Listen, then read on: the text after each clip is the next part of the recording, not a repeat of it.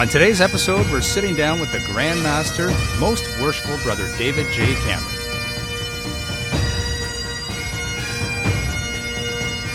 You're listening to The First Three Knots, a Masonic podcast in the District of York, where we discuss topics for the betterment of Masonry. The opinions discussed in this podcast are those of the individual and do not represent the views of Grand Lodge or any other Masonic body. Now, here are your hosts.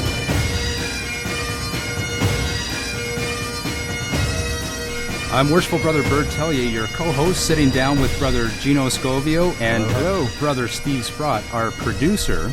And today we have the great honor and pleasure to welcome the Grand Master of the Grand Lodge of Ancient, Free, and Accepted Masons of Canada in the province of Ontario, Most Worshipful Brother David J. Cameron. Welcome, Grand Master. Thank you. It's a pleasure to be here. We're thrilled you're joining us today to share your story and your insights. And today's a very special day. We're actually coming to you from Zaradatha Lodge in Uxbridge, and you're here to help celebrate the 150th anniversary of Zaradatha. So I know that our DDGM, Right Worshipful Brother Alan Dresser and Worshipful Brother Chris Wilson, the Worshipful Master of this lodge, are thrilled to have you here, and it's going to be a fantastic evening. We're looking forward to it. It's quite an accomplishment. By the way, did have a chance to look at your itinerary. We very much appreciate you taking some time out of that also busy itinerary. I think you had something like 64 events coming up in the next year, and this happens to be one of the ones early on in your tenure. Yeah, and it's only starting. It's only beginning. So, Grand Master, I think the obvious question for our audience and our listeners is really, we'd love to learn a little more about you and your Masonic journey and how you ended up becoming the Grand Master. That's really an amazing accomplishment. All right. Well, thank you. Well, my first contact with Masonry, I suppose, was that my grandfather was a Mason. But like so many Masons today, my father was not. And I really didn't know my grandfather because he died when I was an infant. So my first contact, in reality, was with my father-in-law, who was a member of St. John's Lodge, number 20, in London, Ontario. And we would go up. This is before we were married and before I was a Mason. We would be up at his cottage. And he took me out one night to a meeting. Apparently the Grand Master of the day was up in the Bruce and was having a visit. So I went there, and I'd heard about these Masons, and I knew they had a secret handshake. So being a bright young medical student, I decided I could figure this out. So when I went there, everyone shook hands with me, and I paid close attention. And they shook my hands for an inordinately long time, it seemed, each of them. But I couldn't figure it out. Couldn't pinpoint it. No, and when I look back on it now I know what they were doing. When I went there, they shook my hand with the grip of a Master Mason, and I didn't respond. So then they tried the grip of a fellow craft, and I didn't respond. And then an apprentice grip, nothing. So then they just shook my hand as a friend and welcomed me into the crowd. So, I formed a favorable opinion of the institution, not only then, but also through interactions with the person who would become my father-in-law. Every time he had a party at his house, all the people there seemed to be Masons. Oh, is that right? Yeah, there you go. Yeah. It was a very tight group, and it was really fun. So when I decided to join, I actually first looked into it in Toronto, but then shortly after I started, we ended up moving to Kitchener-Waterloo. So I didn't know any Masons there. I went over to the temple one night, and they had a board up with the list of the lodges and when they met and the names of the secretaries. And in those days, they had their phone numbers too. Right. So I'm out there in the dark with my car light shining on it so I can read it. And these guys come out of the building. What are you doing? How can we help you? Caught. And they'd been there for a practice, and I told them. And so, of course, they took me out to Tim Hortons. Oh, immediate Immediately. service. Immediately. So chatted with them, learned about what was going on. Now, their lodge met on a night that I was not available. I had other commitments that night. So they put me in touch with the secretary of Grand River Lodge, which is the lodge that I ended up joining. So nowadays, we have some concerns about people coming in through the internet. Mm-hmm. We don't know them at all. Right. I was that guy. Yeah. They didn't know anything about me. Of course, it was before there was internet. Pre-internet, yes. But the same situation. Yeah. So, just because you don't know someone, don't put them off. They may end up being a very good Mason. Well, it seems that they made a good choice because you ended up all the way to leading the organization. And we just touched about that topic on one of our last podcasts where, again, we're getting a lot of visitors listening and asking how to join. Yes. And we're putting them in touch with the different Grand Lodges in the world that they're from. We're going to share that little chart with you later. Oh, excellent. Yeah. Well, we now have this program called the 5 Steps to Application. Excellent. And many jurisdictions have that under various names, which is excellent for anyone, but particularly for someone that contacts a lodge and doesn't know anybody and nobody knows them. Mm-hmm. Because it's one thing if it's John who's grown up in this little town and everyone in the lodge has known him since he was born. Right. It's another thing when you don't know the guy at all. Yeah. And so it gives the lodge an opportunity to learn who this person is, but probably more importantly, it gives the person that's interested, the seeker, I would call him, mm-hmm. the chance to learn about the lodge and learn about Freemasonry. Absolutely. Because that's important, that he knows what he's getting into. Absolutely. And gets to know the people before he puts his application in. What was the lodge like back then when you joined? What was the culture of your lodge? Well, our lodge was known for its good ritual back then, and perhaps reflecting on where that came from. Part of it came from a past secretary who just drilled. No mistakes were allowed. Uh-huh. But back in the 80s was a time when we did not have many people joining. That's when I joined. Right. And so we didn't have many chances to do degrees. So we actually exemplified degrees. Oh, wow. Just to keep practice. Yeah. I mean, not just when the district deputy was visiting, we'd just do them. Yeah. I did my fellowcraft degree 4 times. You think you have it down now? A little better at it. We didn't have very many people joining, so there was pressure to go into the chairs. Right. And I resisted it. Yeah. I wanted to wait until my son was old enough that when I was in the senior chairs, it wouldn't be a problem. Right. So I did. I kept putting it off. I said no, and they were fine with that. I'm sure you had a lot of opportunities though, because I could imagine they asked. They did. Yeah. They did. Yeah. So when I eventually did go through the chairs, it was fun. In my bio that they read out at all sorts of things, it talks about when I was junior warden, saying I brought education to every meeting by linking the food to some kind of Masonic topic. Oh, interesting. So I was junior warden. At the end of the meeting, I would give a little talk, say, on the shrine, and then we'd have Middle Eastern food. Oh, very cool. Or I'd talk about the York Rite, and we'd have English cheeses. Or we'd have French food, and I'd talk about the Scottish Rite. Huh. I got interested in doing some research.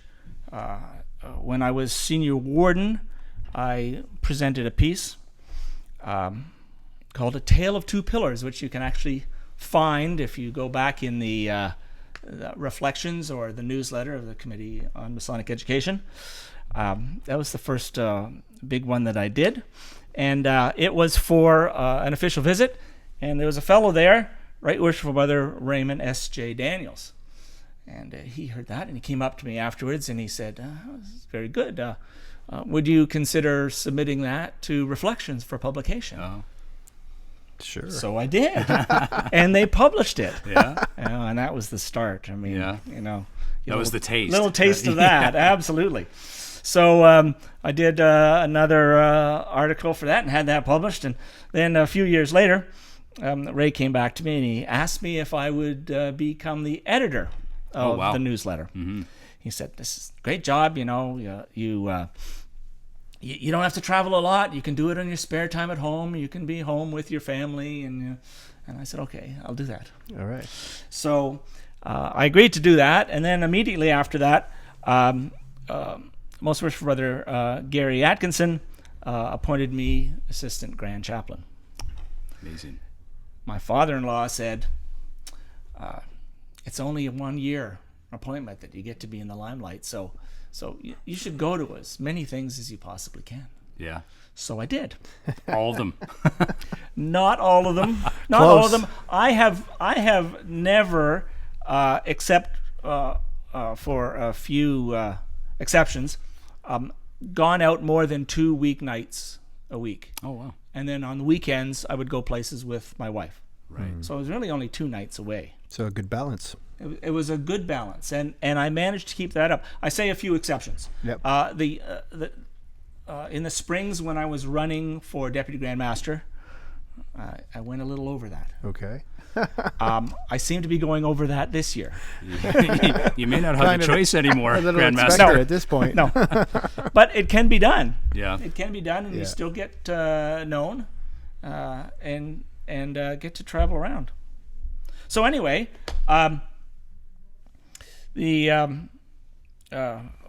after I was finished my year as very worshipful, because I was still chairman, editor of the newsletter, I still traveled around promoting it and looking for articles. Huh. If you just sit and wait for people to send you things, you don't get very much. Might have to wait a long time. You have to get out there, just like Ray did to me. He was there and said, Yeah. "That was a great talk. Yeah. Here You're you go. in. Send it in, please." Gave you that taste. So anyone listening, if you hear a really good talk, you should send it in to it's now Craft Stewardship Masonic Education Committee, and they will get it in the right place, because we have more venues to put things in than just the print Right. reflections now. Excellent. Facebook and the website and all sorts of things. So yes, so if you hear something really good, suggest they send it in so it can be shared. So how did I get started in the board? Well, after I was editor for a few years of the newsletter, Ray Daniels came back to me. And in Ray's way, he said, well, he was going to run for deputy, and he needed someone to take over the chairmanship of the Committee of Masonic Education. And, would I consider doing that? And I said, yeah. I mean, I was really interested in education. I'd love to do that. Yeah. So he said, great. So a few months go by, and I see Ray again, and he says, well, to be chair of a committee, you really need to be on the board. Those were the rules at the time. Mm-hmm. It's changed. But you really need to be on the board. Would you be willing to be appointed to the board? I said, okay. Oh, and then another month goes by, and I see Ray, and he says, oh, well, there's a lot of people running for the board. And the general way that things work is that to be we usually pick people to appoint from people that have run for the board, because it shows their interest and willingness and commitment. So would you put your name in to run for the board? It's, you can picture the fishing line and the hook, right? So sure. So I put my name in, and managed to get elected to the board. So I was appointed chair of Masonic education. So here I am in chair of this committee, and one of the teams that was reporting to me was the College of Freemasonry. Okay. Now I hadn't taken the course. It's a little embarrassing. I'd ordered the course when I was senior warden. Right. And got all the booklets and opened it up and said, I'll do it later. This is too much work. Yeah. I'm in the same senior boat. warden. I'm preparing to be master. I've got a job. I've got a family. I don't have time for this. Right. So I put it on the shelf. And then after a few years, as I was the de facto librarian of the library in the Waterloo Temple, I went back. No, I took it. I took it and put it on the shelf in the library. Maybe someone else will use this instead of me.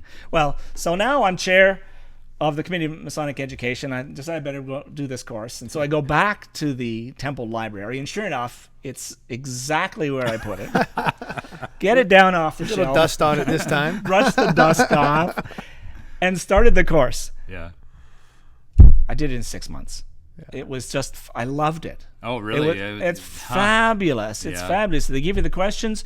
You got to go and look up Search the out answers. Yep. Like in books, it's not like look on page 7 or anything. It's like you have to find You have these. to and really you do some look and research, find it. it, Absolutely. and then answer the questions. So I finished that, and then they had a past master's course, so I did that. Yeah. And then that was all the course. That's all they had. So I signed up for a leadership course from the Masonic Service Association in the United States. Oh. And I did that. Huh. And it's nothing compared to ours. Ours is so much better. Oh, really? And Oh, yeah. at about a seventh of the cost. My Well, goodness. less than that with exchange, actually. Wow. So this is a gem Great value. that we Great have. value. Wow. Fabulous. I better get studying. Yeah, get to yeah. work. We've heard it from the top now. Huh? Yeah, I have. So as chair of the committee, I got involved with the Sankey lectures, the start of the project at Brock. Okay. And I've been involved with that ever since. Generally, when you're off the committee, then you have other things, and the new committee chair comes in and takes over. But the place that they used to stay in St. Catharines was this really cool old mansion, and so after I had been moved to another committee. Of course, we still went to the Sankey lectures, and we booked ourselves into the hotel. And so we arrived, and there was the faculty and everyone all having dinner, and they said, "Oh, David, come on, join us." So I've been able to go ever since. Oh, that's great. Awesome. And meet with the faculty and the visiting speakers. Excellent. And that's a wonderful thing. I'm sure. Yeah. So they're available online if you want to look at old ones. Yeah. And in fact, I'll be using something from one of the old lectures when I talk to you tonight Oh, great. at the Yeah. 150th. I'm looking forward to it. So somehow through all of that, I ended up hearing about a conference, the International Conference on the History of Freemasonry. It was in Alexandria outside of Washington, so I went down there. And the next one was in Edinburgh. I went over to Edinburgh to participate in that. And there I met some amazing people. I met a past Grand Master from Greece who later on invited me to a conference in Greece. And they were asking the participants to speak, so I went over and I to spoke. speak at that I one. spoke at that Oh, one. wow. There was a brother from Kansas at that conference who then said, "Hey, Come to ours? can you come to Canada, Grand Lodge of Kansas, and give us that talk?" So I went to Kansas. The journey But- really started. The high profile Yeah. speaking tour really started there. The next step in it was that Most Worshipful Brother Gary Dowling was on the planning committee for the World Conference that was in San Francisco in 2015. Mm-hmm. And they had an open call for papers. And so I submitted one, and they chose it. So I got to go out there and speak to the World Conference. Wow. That must have been an amazing experience. It was. Yeah. It was.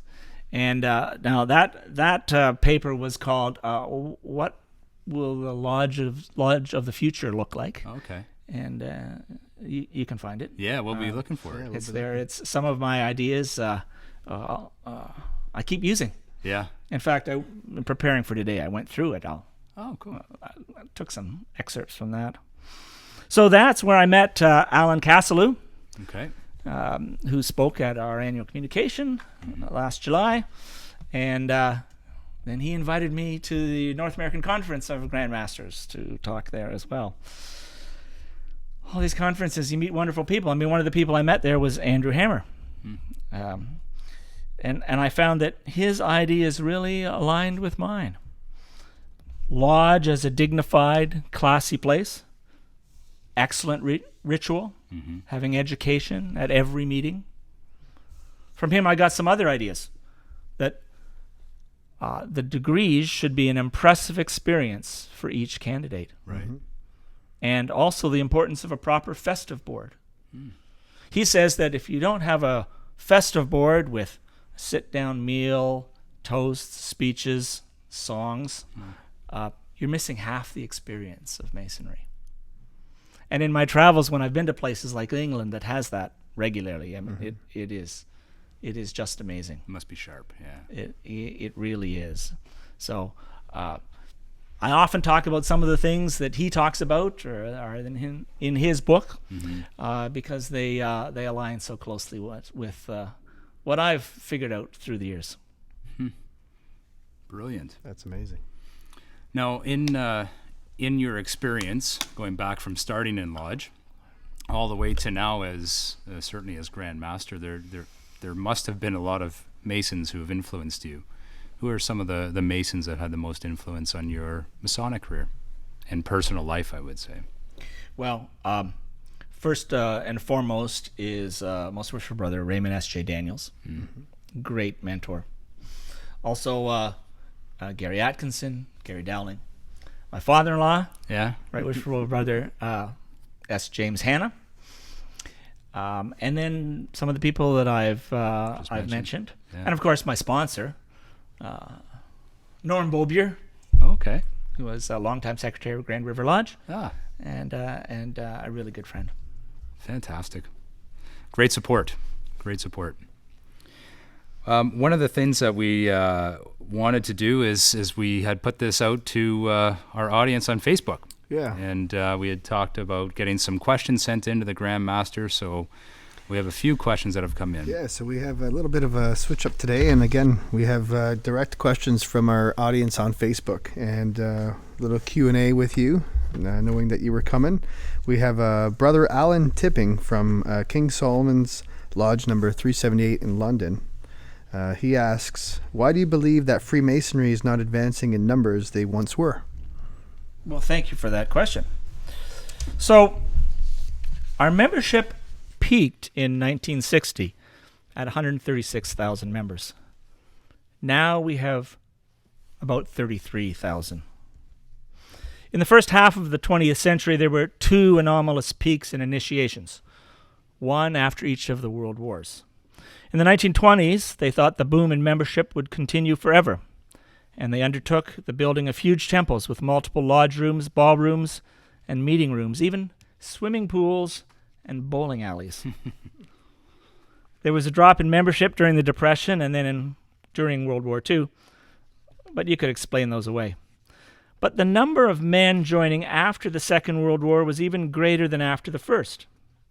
Our numbers swelled to the largest in history, and we built even more buildings. The returning veterans wanted to continue the camaraderie they experienced in the wartime forces, and although there was no official policy change, this influx, the largest we've ever had, subtly changed Masonry, as education on the philosophy and symbolism of Freemasonry took a back seat to dances and charitable endeavors and building issues. In that period, we came to judge success by numbers. Our fraternity was the greatest in the world because it was the largest. A ladies' night was a success because they had 300 participants. A lodge was a successful lodge because they had 12 new candidates last year. A degree was a success because of the number of visitors present, rather than because the candidate had a transformative experience. But numbers are not important to the real mission of Freemasonry. Why do we obsess about numbers? Why do we so desperately want new members? Are we driven by a burning desire to improve men and society by sharing the philosophy of Freemasonry? Or are we preoccupied with paying for the upkeep of our crumbling buildings? Perhaps we should rename ourselves the Architectural Preservation Society. What harm can focusing on numbers do? It might lead to accepting a candidate we shouldn't because we need his money. We might focus our time and effort on recruiting new members rather than developing the members we already have. And then they, of course, will leave, leaving us just as desperate. So, if we don't want to focus on numbers, what do we want to focus on? Here are my views on the direction of Freemasonry. I think we must look back to what our forefathers did when Freemasonry was smaller and growing. Not 50 years ago, but 100 or 150 years ago. Remember, 50 years ago was our peak membership. So it was also the start of the decline. We must go back further. I believe, as a start, we need to stop trying to be everything to everyone. Focus on what is quintessential about Masonry and drop the rest. It's as simple as that. And it's also as difficult as that. That is our challenge.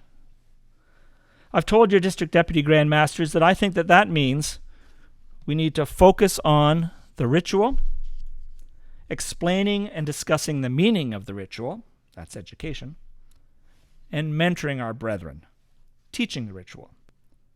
And that's it, really. All the rest falls out from that naturally. Charity, fellowship, community involvement. If you live the teachings in the ritual, you will just naturally do those things. That was great. Thank you very much. Yeah. You're welcome. Well said. Our next question comes from Brother Steve of Doric, 424 in Ajax. As well, he's a member of Wexford Lodge in Whitby. He asks, are you in favor of amalgamations of lodges? Thank you, Steve. Yes, if they want to amalgamate. There's no question but that we have been in a period of declining membership. In 1989, we had 91,000 members in 653 lodges. Now we have 33,000 in about 520 lodges. Now, apart from the total decline, notice what that has done to lodge membership. In 1989, we had an average of 139 members per lodge. Now it's only 63. Given that less than a quarter of members usually attend a given meeting, some lodges are having trouble getting enough out to open lodge. Some lodges will go dark. Others will amalgamate. Surprisingly, we have found that we actually retain more members if a lodge goes dark than if it amalgamates. I think that's because when his lodge goes dark, a brother is empowered to find a new lodge where he fits in and likes what they're doing. Having fewer lodges is not necessarily a bad thing. The remaining lodges end up with a larger number of active members so that they have the critical mass to do things. There is less recycling of line officers and worshipful masters, leading to a more enthusiastic governance. The brethren who previously had affiliated with several marginal lodges to keep them alive have fewer mundane meetings to attend and therefore more time and energy to devote to successful projects. If lodges want to amalgamate, or if lodges feel that they should go dark, it may well be the best thing for Masonry in general. And I encourage people to take a good, honest look at their own situation and the energy that they have. Sometimes when they do that, they actually pull together and bring the lodge back. Right. I've seen that. Oh, absolutely. I think we've seen that ourselves amongst the district. Yes, but you have to you have to sit down and accurately look at your situation and make a plan. Well, I think you just said you have to be honest with it. You have to be honest. You have to look at it and really see where you want to go. So, again, thank you for that answer. Wonderful. Great insight. Yeah. We have another one here from Brother John of Nickel Lodge, number 427, all the way out in Sudbury. And he asks, have many districts adopted Grand Lodge's more streamlined structure to increase delegation and efficiencies? I don't really know how many have done that. It's early. We've only been talking about it for a little while, and we've only just now really streamlined the Grand Lodge committee structure. But hopefully, once that they see Grand Lodge doing this, they'll follow suit. I know of a couple that already have. This structure that we're working on is grounded in the strategic plan. You know, it surprises me that the strategic plan is still so relevant because it was first written about a decade ago. But maybe I shouldn't be surprised. The 4 themes still apply. We want to ensure the timeless vitality of Freemasonry. We need to reaffirm the Lodge Room as the dynamic center of Masonry.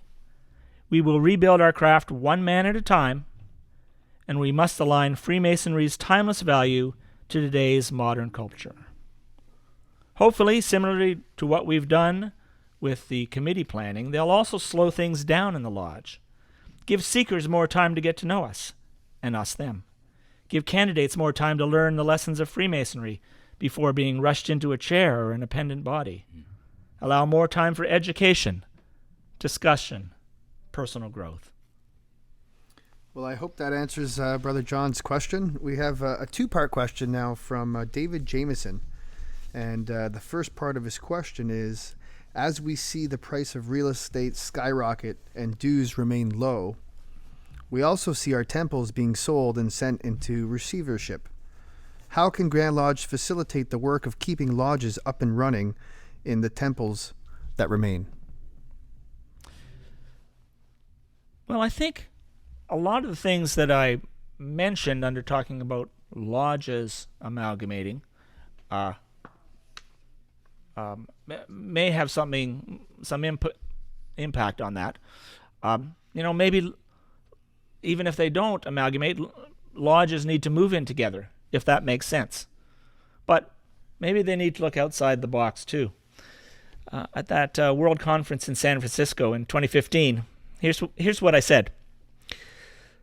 Allow lodges to meet in undedicated rooms so they can sell their millstone of a building and instead rent a room once a month in a multi-use facility. I favor a room in a hotel or a tavern. That seems to have a precedent. Let them know that they can change their bylaws so they meet less often. Then their meetings could be more elaborate, perhaps with proper festive boards so that they become events to look forward to. Let them focus on mentoring or education or mysticism, whatever it is that they want their lodge to be. But above all, encourage them to strive for excellence in whatever they choose for themselves. The funny thing is that none of the above is an innovation. They are all things that Masons have done in the past. Wild ideas, some of which our Grand Lodge is not ready for. So I've made a ruling that for the length of my term, we're going to allow a trial of undedicated lodge rooms. Check with the Grand Secretary on the details of how to do that. Very interesting. That's great. So I guess that leads into his second part. Does the Grand Master believe we need to rethink how districts are divided once more to more accurately reflect the membership's residency? And should the districts be broader and maybe larger? I think we do need to rethink our districts. Our districts were set up over 100 years ago.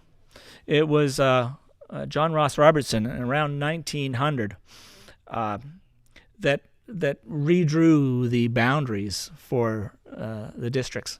And in southwestern Ontario, anyway, he he drew them according to where the railroad lines run. Oh, wow. So you will notice that they tend to be long and skinny. Yeah. And so, to go from North Huron to Grey is closer than going from one point in the North and district south, yeah. to another. So it was set up so that the district deputy could visit each lodge with one train ride and one stagecoach ride. There's some Perhaps, insight. Long journey. perhaps we need to rethink that. Maybe. Things might have changed a little bit since then. Now, the people are calling for Grand Lodge to come down and say, here's what you're going to do, but we don't want to do that. Mm-hmm. We want the districts themselves to look at them, because we don't know all the little intricacies of how that should work. I mean, there are some districts, particularly districts in the north, whose size means that even if they have 5 lodges, they've got to deal with that. Yeah. But in the more populous areas, you get down to having 5 or 6 lodges in a district. You don't have the manpower to run a district. Yeah. Doesn't make sense. Right. Back in the 50s, 60s, 70s, when we had the boom, a lot of districts split into 2 districts, and we see them going back. The Wilson North and South have gone back into Wilson District. Oh, wow. Made sense. They actually continued to do a lot of things as one anyway. So it makes sense. But that was their decision, Right. and that's how we want it to be. Wow. We don't want to force anybody. Fascinating. That's great. That's Well, great insight. again, thank you to our listeners for sending us some of those questions, and we were able to pick a good handful to get them answered. And Most Worshipful Sir, thank you for taking that particular question and answer period. You're welcome. Yeah, that was actually pretty good. We got a lot of feedback from the Facebook post, so that was wonderful that you could take the time to answer those. With your term now starting, I mean, July is just gone by recently. You've got your 2-year term ahead of you. We were joking a little bit about your itinerary at the beginning, but you have a lot on your plate. What does the looking forward look like for you as you set priorities and travel the jurisdiction? Well, it looks exciting. Yeah. Yeah. I get to travel all over the province and a little bit outside the province, not so much as some have been able to do, because there are so many anniversaries and amalgamations going on. But I'm looking forward to it. Brilliant. Great. Well, Grand Master, thank you so much for sitting down with us and offering your great insights on Freemasonry, on our jurisdiction, and everything related to Freemasonry and beyond. That was really insightful for us to learn more about you, about your views on Freemasonry and where we're headed. So that was greatly appreciated. And one thing we wanted to do here at the First Three Knocks is we have a little gift for you to say thank you. We've just had some shirts made, and this is our gift to you on behalf of the First Three Knocks, your very own First Three Knocks t-shirt. Well, thank you very much. And I'll just model it for the brethren so that they can see it. Imagine it on looking radio. amazing on the Grand Master right now. Oh, we're getting a picture here as well. There we go. So with Perfect. that, Grand Master, we thank you for taking the time and sitting down with us. We wish you well in your travels here this evening and beyond. Thank you very much.